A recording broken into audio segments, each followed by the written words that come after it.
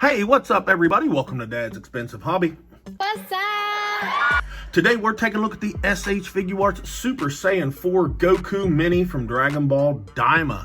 I have had my eye on this figure all freaking year since it was announced. I think this is a cool looking little figure design. I can't wait till they give us an adult version of this, but I digress. I have been hearing a little bit of negativity around this figure, and to be quite honest with you guys, just at first kind of messing with him, I don't really see the negativity, but we'll get more into that as we go along with him. But I'll tell you right now, I am kind of excited to have this figure, so let's dive right into him. Let's start out with his package like normal. This is typical SH Figuarts packaging with a nice window, really nice image of the figure right there. That looks really good with the nice Daima purple metallic lettering right there saying Goku Daima, all that shit. Nice images on the side. On the back, we get some nice little images, some sneak peeks into some of the accessories. Of course, they could use the space a little bit more, like I always say, but overall, nice packaging. Let's find out how tall he is really quick, and then we will measure him up next to the rest of the Daima figures. To the top of his spiky crimson hair, he is just south of 4 inches. His hairline is about 3 inches, which would make the entire figure not quite 10 centimeters. So I think he is a little bit bigger than some of the other Daima figures, but let's state them all next to each other and see how they look. And first up, here he is with the base form Goku and Vegeta, the very first two minis that we got from this line last year. And they all look really good. He is significantly bigger than these two figures by quite a bit. I don't know if that was a choice by Bandai simply to give us more figure and a little bit more room for them to do, the sculpts and things that they wanted to do, or if that's a thing from the show. Somebody tell me down in the comments, does he get significantly larger in the show when he becomes Super Saiyan 4? Because I know as an adult he does not, but overall they do look good.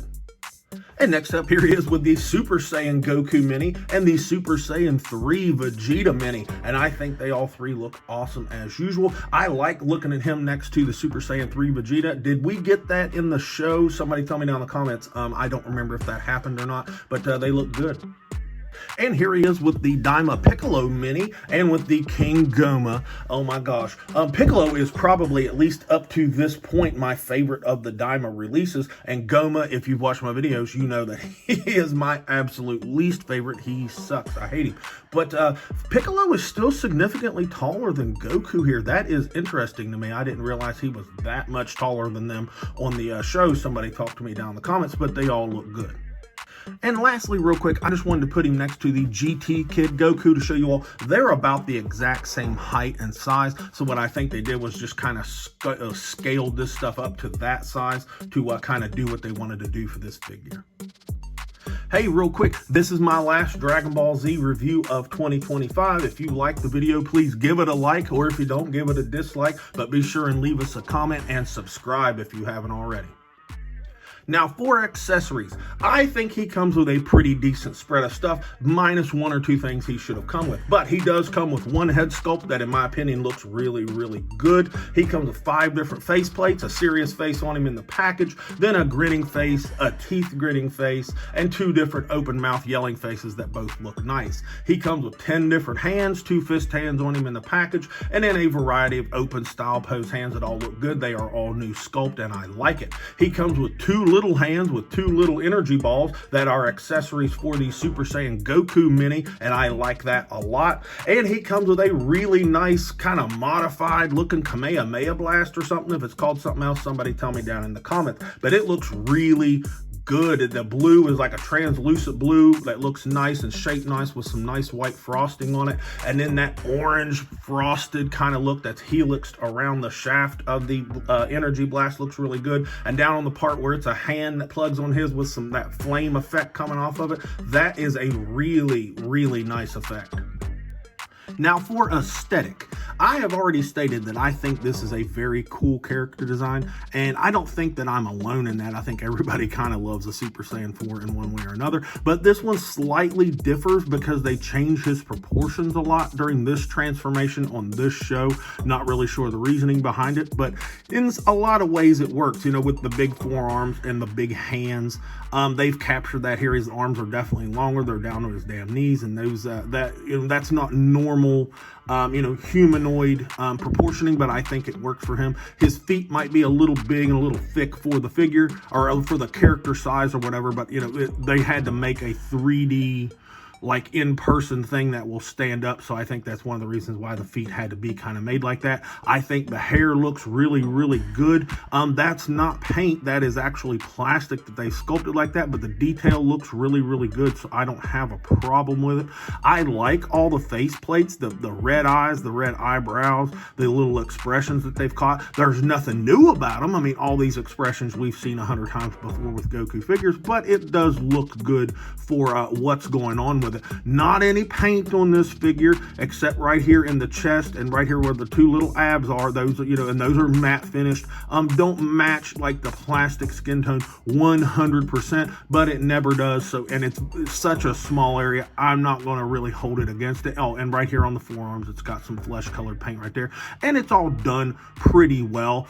Just like every other Super Saiyan 4 figure, this needs a wash and some dry brush on the fur parts to really just make this thing pop and look super duper awesome, which kind of sucks, especially for what we pay for these things. We don't get that. It would have been nice to have had some shading on the gi. We didn't get that, but the vibrancy or saturation, whatever word you want to use for the actual colors, does look good.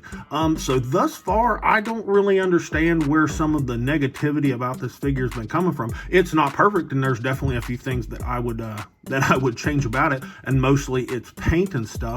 But overall, this is a fairly solid looking little guy. I can't overly complain about anything. Now for his articulation, let's get into that, because there's a couple little things that could be better for sure. Let's start with his hair. He is a typical Super Saiyan 4 from SH Figuarts. So there are articulable places in his hair back here, just like normal. They're on little ball pegs that move around, that piece there and that piece there. What is different from the other ones is that these two pieces right here that curl around the neck, these are just connected and they're just kind of movable plastic. That is not necessarily like, they're not like on a hinge or anything. These just kind of are flexible and can get out of the way. Now, he does have a neck joint, and he's on a double ball peg like all the Daima figures, so I do like that. So that neck will look good, and it will tuck the chin down in the chest, and then if you adjust the hair, no gapping from the front or back or side. So that looks pretty good.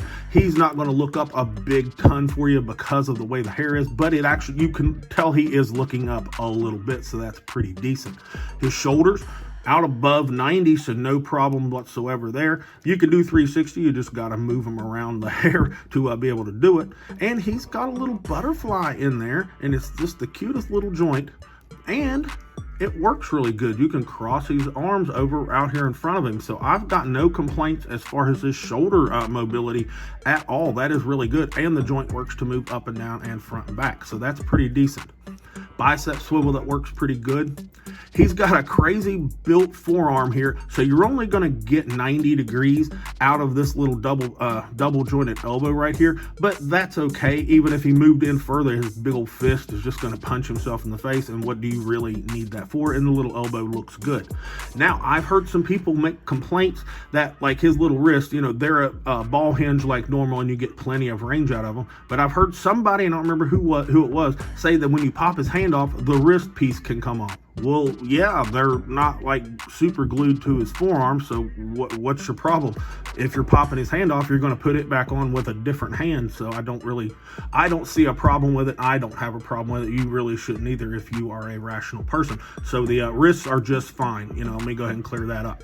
Now, his little torso, he actually has an abdominal break, which makes him differ from the other Daima figures. So he will crunch forward a little bit on that, and he'll crunch back. There's just not that much space in here when I get my fingers and I'm hiding it, but he does crunch forward pretty decent just on that. Take my word for it. And you do get tilt and crunch and all that good stuff.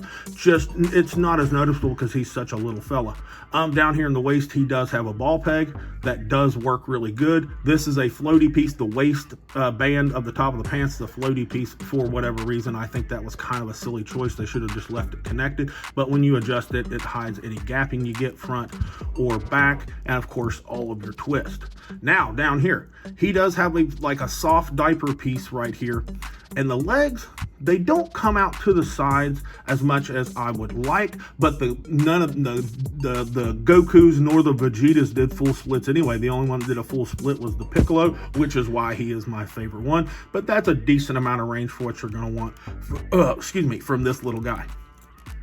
Does do it with the soft diaper piece. He does do a nice kick above the waist, so that's nice. And again, it's a soft diaper piece. Even with the booty that they've sculpted, the leg will kick back, so I like that. Thigh swivel, that thigh swivels. Single jointed knee, that same concept as the elbow, is going to bring us to 90 degrees. What more do you really need out of him for what you're going to do? That little ball joint doesn't look super duper awesome, but it's not the worst thing ever, but it's not that pretty. Down here, the ankles, they're SH Figuarts Dragon Ball ankles. They're not great. So very minimal down, minimal to no up. He's got a little bit of ankle rocker with no peg holes in the feet. And his little toe hinge is not good, but no toe hinge is. So I don't even really factor the ankles down into, my grade really, because ankles are very hit and miss with almost every line across the board, no matter who you're buying it from. So anyways, overall, I think he moves pretty darn decent, especially for a little fella and what you're going to want out of him. Real quick, I forgot to mention his tail, the part that actually has been giving me a little bit of trouble. I have been having a little bit of trouble keeping my tail plugged in. If you move it too much, it will come out. It's staying pretty secure right now, but a couple of times it has popped out on me. But also it needs paint and stuff, but they always do. No Super Saiyan 4 tail comes with any paint. But mine has popped out a little bit on me. Tell me if you know of anybody else who's done the same thing. Okay, final thoughts on the Super Saiyan 4 Goku Mini Daima here. Overall, I like the figure. Is it my favorite figure, period? No, of course not. It's honestly not even my favorite of the Daima line, but it's one of them. Top two, I would be honest to say. Top 2 or 3.